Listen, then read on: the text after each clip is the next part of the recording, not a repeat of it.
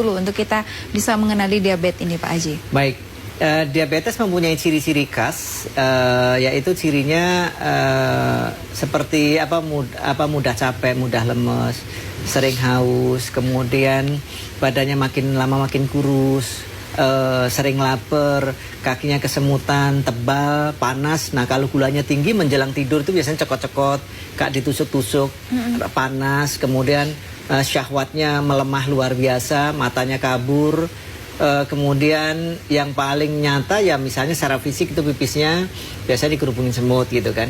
Tapi ingat ada beberapa penderita yang tidak mengalami ciri-ciri seperti yang sebutkan. Oh, saya nggak haus kok, saya nggak sering pipis kok, saya nggak saya nggak mudah ngantuk, nggak mudah capek, kaki kesemutan juga nggak ada. Nah, untuk diabetes tipe 2 memang hampir tidak menimbulkan gejala, tapi sekali bergejala gulanya bisa langsung tinggi. Biasanya diabetes tipe 2 itu yang nyata adalah ketika badannya sudah makin kurus atau tiba-tiba syahwatnya melemah hingga mati total. Dua itu biasanya yang dialami oleh diabetes tipe 2. Diabetes tipe 2 itu apa? Kondisi di mana pankreas masih menghasilkan insulin, tetapi insulin ini tidak bisa bercampur atau tidak bisa masuk ke dalam aliran darah karena ditolak oleh darah itu sendiri atau karena adanya faktor kegemukan di dalam badan. Sementara diabetes tipe 1 adalah kondisi di mana pankreas tidak menghasilkan insulin sama sekali atau hanya menghasilkan sedikit insulin. Nah, di luar itu ada tipe-tipe diabetes yang lain. Diabetes tipe lain misalnya antara gestasional diabetes. Jadi diabetes yang hanya terjadi pada saat ibu hamil.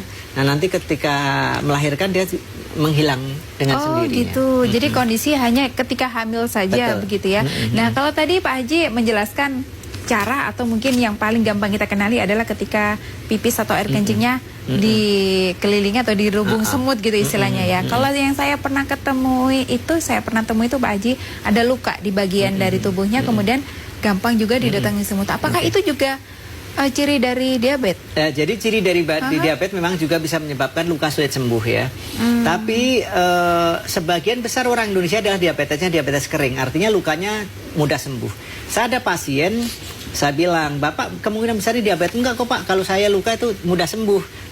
Tapi Bapak mempunyai ciri yang lain, saya bilang gitu. Artinya Bapak badannya udah makin kurus, matanya seperti berkabut. Sementara Bapak sendiri pun juga punya keturunan. Wah enggak Pak, saya kalau luka jangan dijadikan patokan karena hanya sebagian kecil saja orang yang lukanya sulit sembuh. Betul. Jangankan dikerubungin semut. Saya itu punya pasien diabetes udah luka itu digerigitin tikus. Oh ya? Masya Allah. Dia mimpi seperti digerigitin tikus dan faktanya ketika bangun Masya Allah.